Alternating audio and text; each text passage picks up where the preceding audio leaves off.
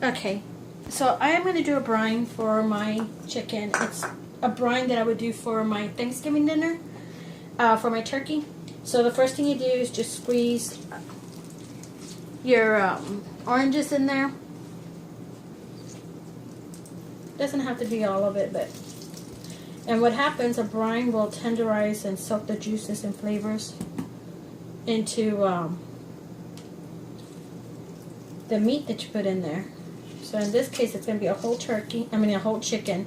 I'm going to treat it like it's my turkey. This is the only time that I actually do brine anything.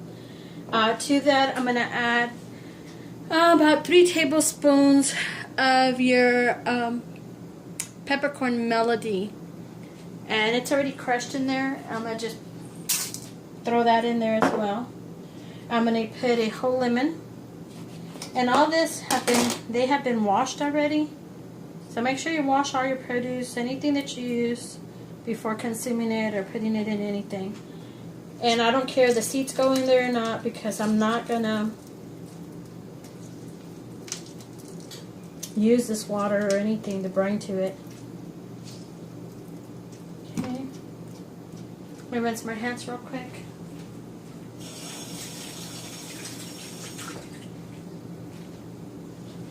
Now to that, I'm going to do 3/4 cup of sugar and a 3/4 cup of salt. You won't taste all this saltiness or the sweetness or anything from it. It just makes it real tender. And then what I'm going to do, I'm going to go ahead and just submerge the chicken in first, which in this case, it would be the turkey that I would be putting in there, and I would have a bigger pot than this. So let me put on some gloves real quick before I even mess with the chicken.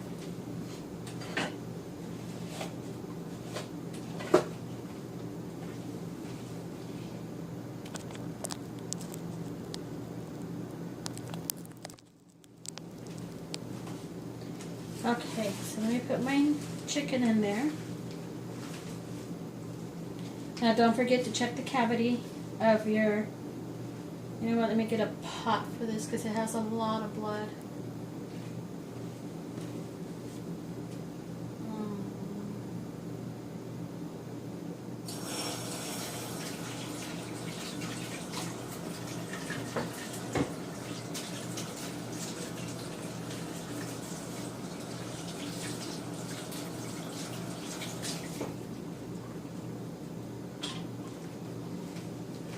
Sorry, had to wash my hands real quick. I don't want any of these juices to go all over the place, which I'm already getting it on the counter.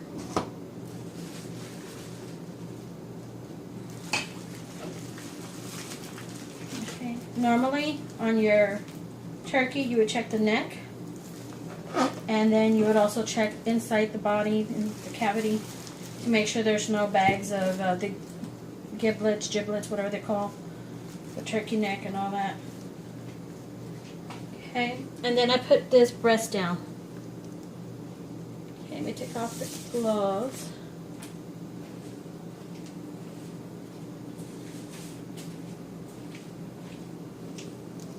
Okay, and to this I'm going to go ahead and add the water.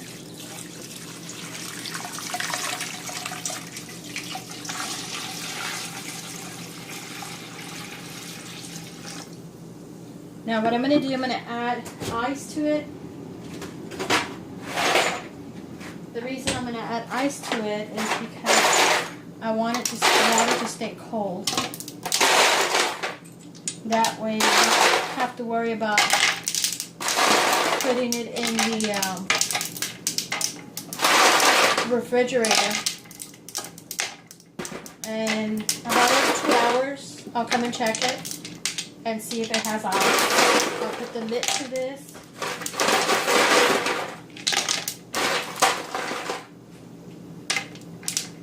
Get some more water on here.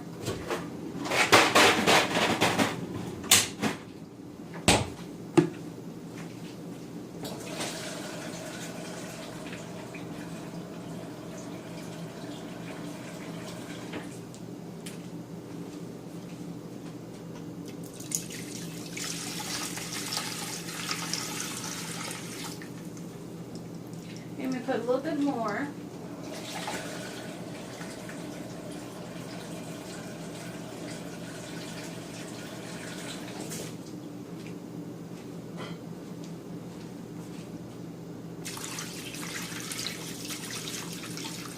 And I'll add some more ice to it here in a little bit. But for now, what I'm going to do is just go ahead and just twist it a little bit so I can get all those spices everywhere, the salt and everything mixed up. And I will leave this overnight. I won't, you can leave it up to 24 hours. Just make sure you keep on putting ice to keep that water cold. And that way you don't get any salmonella or anything like that. But I do this with my turkey. I put it in a cooler or a big old pot that I have for my menudo. And I just fill it up with ice and water and all these spices right here. And you're going to brine it. This will be the juiciest turkey or chicken that you will have when you put it in a brine. After you put it in the brine, you take it out, you drain it, and you pat it dry. Okay, and I'll follow those steps tomorrow. We'll go over that, of what you'll be needing for your spices. And that way you can have a real juicy chicken or a juicy turkey. And the skin is going to be crispy, even though it's submerged in this water. You're going to have a crispy chicken skin or turkey skin. Okay, so I'll be back in 24 hours tomorrow. Okay, so it's been 24 hours since I've been brining the chicken. I'm going to add some, I'm using my roaster. I'm not going to use the oven because I don't want the heat. But I am using about half of this container of the chicken broth. I'm going to go ahead and pull out the chicken and pat it dry. Take off all the spices it has to it and re-season it again. Okay, so I am making the seasoned butter here so I can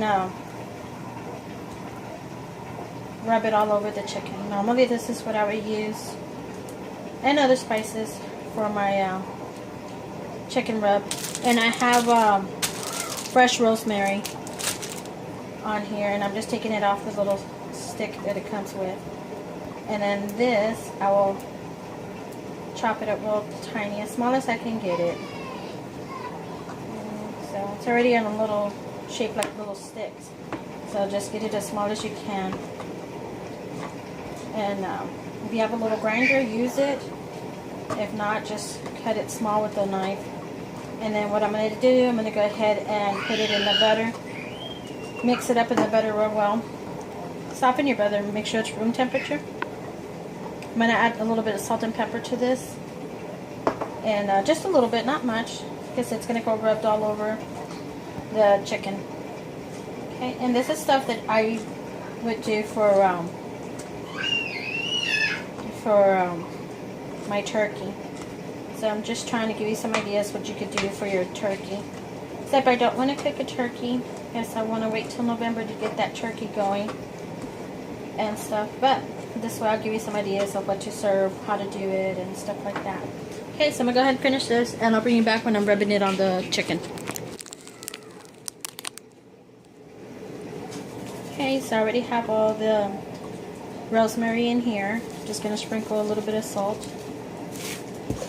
And then sprinkle a little bit of sage. Not much, because sage is very flavorful as well. And maybe about an eighth of a teaspoon. And then a little bit of black pepper.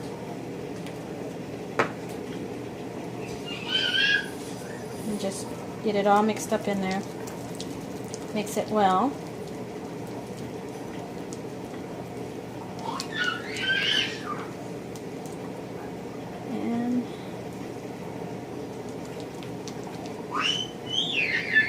Okay, now put it aside and get your turkey ready, or chicken at this point. Okay, so it's been 24 hours, like I said. I'm going to drain out the water from this and pat dry the chicken.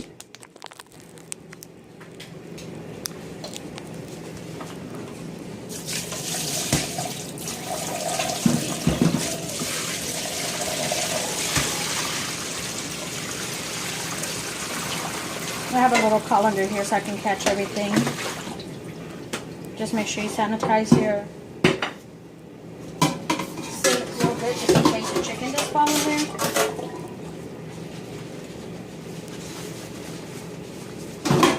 Okay, I'm going to give it a quick rinse just so I can knock down all the seeds off of it.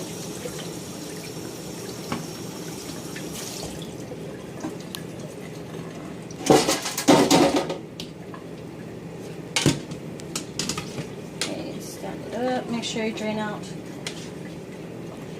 the cavity and the neck part, but there's nothing in there. Okay.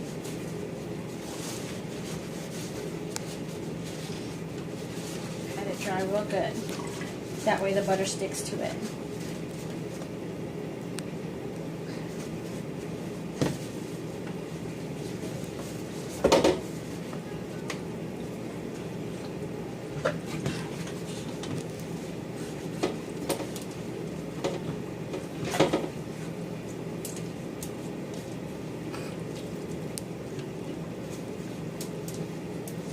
Right now I'm just drying it a little bit. I'm going to put it on a tray and dry it a little bit more.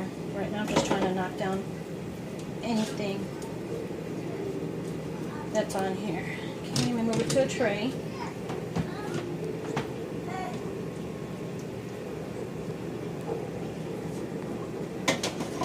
Make sure you use some bleach and stuff to sanitize everything, because you're going to get some salmonella or anything, E. coli or something.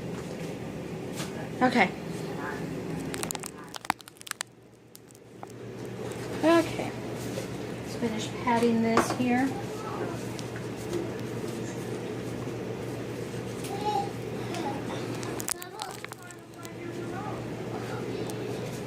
Okay, let's see here.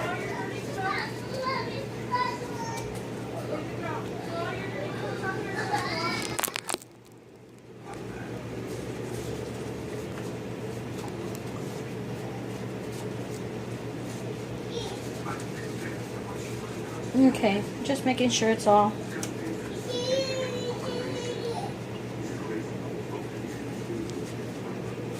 Okay, and here's the butter that I took earlier. Now what I'm going to do, I'm going to run my hand. Not sure if you can tell. Let's see here. Right here underneath the skin, it's attached. Just kind of break that a little bit, don't tear it, and run your fingers through it. And you're going to find some more. Just keep on tearing it, keep on going deeper.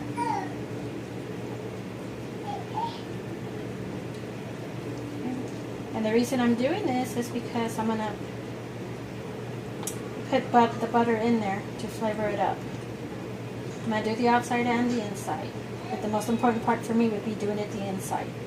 Because if you put it outside, yeah, the flavor is going to be there, but it's going to run out.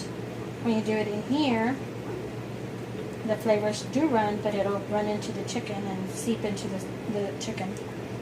But this is what I actually do every year for my turkey, and my turkey is very moist. Okay, that's all right there. Let me get something to dry it up with a little bit.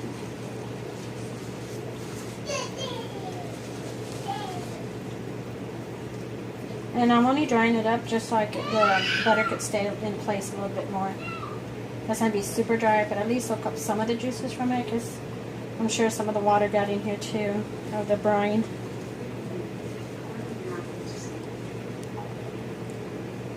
Okay. Now get some of that butter, go under the skin, and just spread it in there. Sometimes it'll stay in place, sometimes it won't. You just got to work it in there.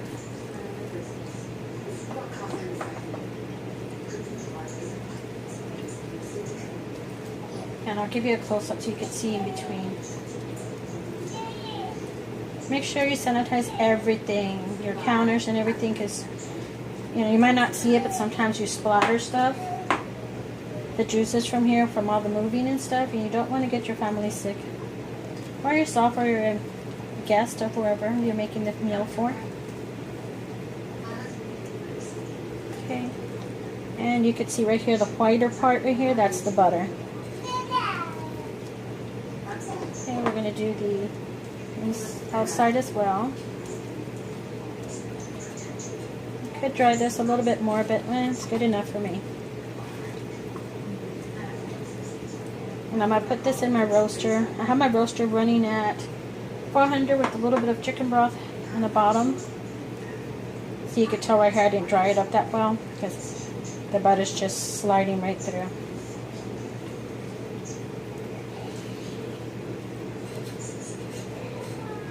And I am wearing gloves because I don't like touching meat to begin with, but I don't want any of this to get under my nails or anything, so that way for sure. Yeah, it's a little bit safer for me to touch things. Put this up a little bit.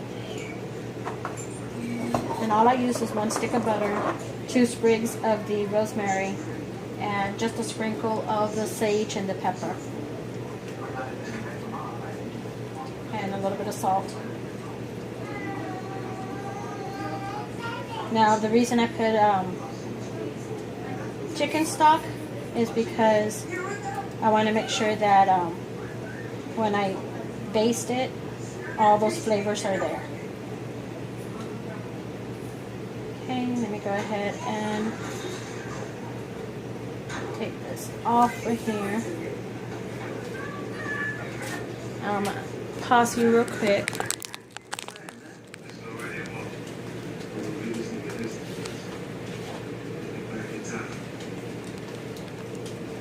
Okay, I have a little rack in there already. This chicken's heavy. Get this out of the way. Okay, I'm going to cover it here in a little bit. Give me a minute.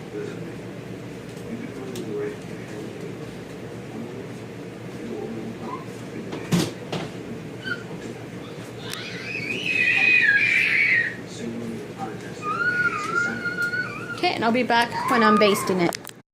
Okay, so I'm going to start making the potatoes. I've already peeled them, washed them.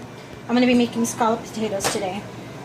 And so, I think they're called mandalay. I got my slicer here, and I'm going to put my potato upright and just make some even slices.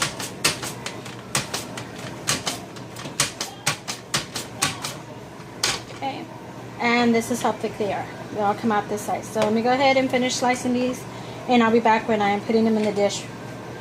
For now, I'm going to keep them in water. That way they don't turn black.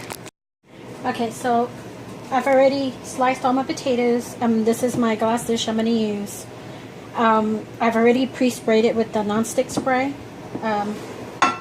It's just the regular non-stick spray. And what you're going to do, you're going to line all your potatoes on the bottom. Try to get them as close as possible to each other.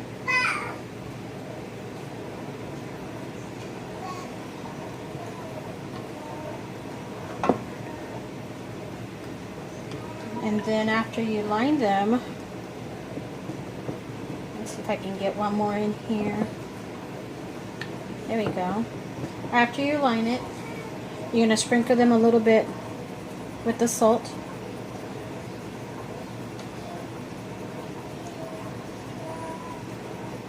And then after you put the salt, not much comes out of here, that's why you still see me sprinkling. Get a little bit of your evaporated milk, and you know what, let me get a spoon.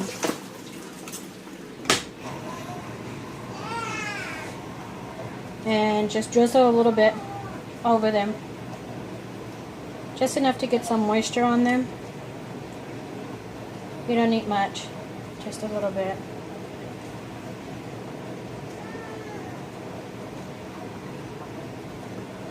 Okay, then after you do that, just sprinkle a little bit of pepper. And just put a little bit of, or a lot, it depends on how much pepper you like. And then I sprinkle those right there. I'm also going to sprinkle, I could use fresh Parmesan, but I'm going to use the powdered one. It's just for me, my preference. And just sprinkle a little bit of that. Okay. And then a little bit of garlic. Not much, very little, because garlic has a strong flavor. Just a little bit. And then I grated some Gouda cheese and just sprinkle that on top too. And if you run out of this cheese, just regular sharp cheese. What is it? Sharp cheddar. Depends how cheesy you want it. So this is how you do it, and then start another layer on there. Okay, I'm gonna go ahead and finish this, and I'll be back when I have it all layered up.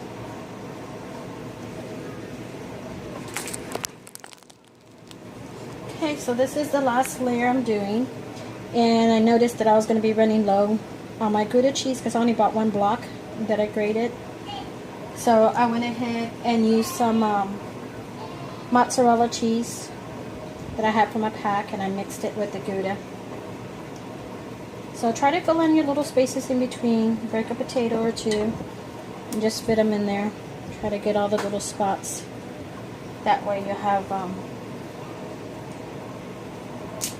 potato in every area. Okay. Now this last one, let me rinse my hands real quick. This last one, you're not gonna add the cheese on top because the cheese is gonna just start burning. So we are gonna sprinkle it with the salt. We're gonna follow all the steps for everything else, but the cheese is gonna be the last to add. Once you poke a fork through it, because you're gonna bake this, so you poke the fork through it and it's tender, you pull it out, put the cheese on it, and put it back in and let it melt in there. But for now, this is the last I'm going to do. Okay, it's just like making a baked potato. You just want it soft.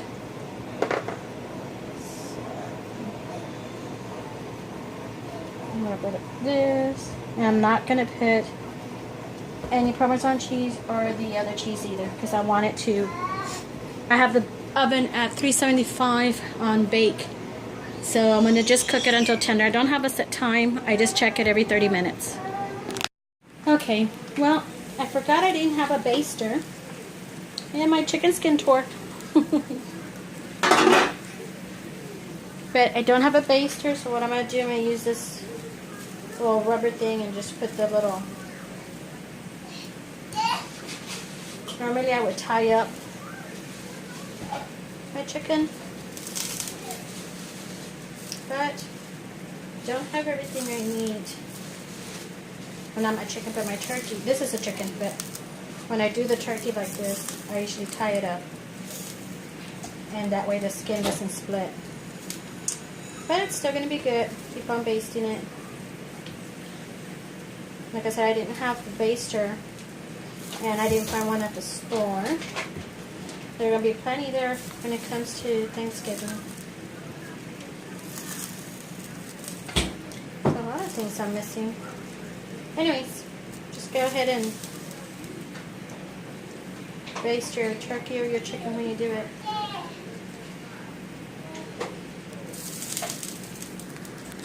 The potatoes are done. Now I sprinkled the last of the cheese on it. I'm going to put it back in the oven and let that melt, and they're completely done. Okay, so the chicken is done. I'm going to slice it right now and then put all the gravy to it. I let it sit for about 10 minutes. You can hear my grandbaby laughing over there.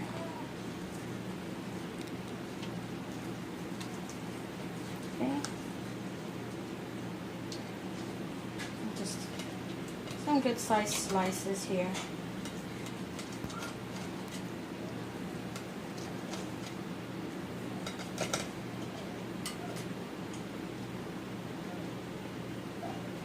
into that. Let me move this out of the way here. I made some fresh green beans with some bacon and a little bit of red pepper flakes. Just a little bit. And then a corn.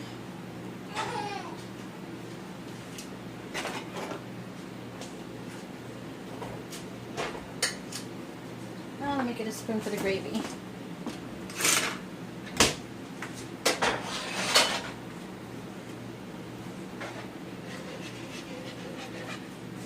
Made some gravy from the drippings where I had the chicken. I don't know about you, but I like a lot of gravy.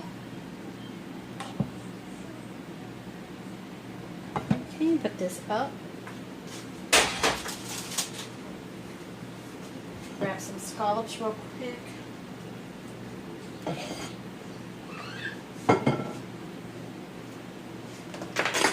Sorry, got stuff here on the sides and everywhere and trying to make room.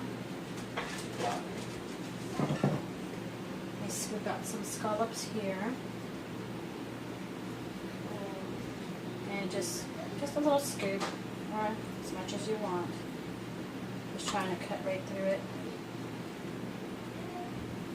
Give me a second here.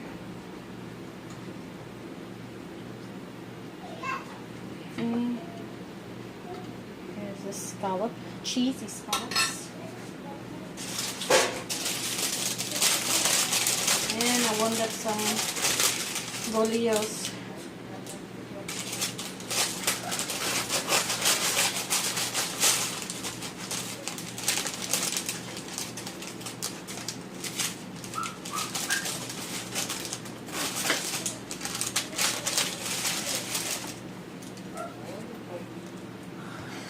And that's it.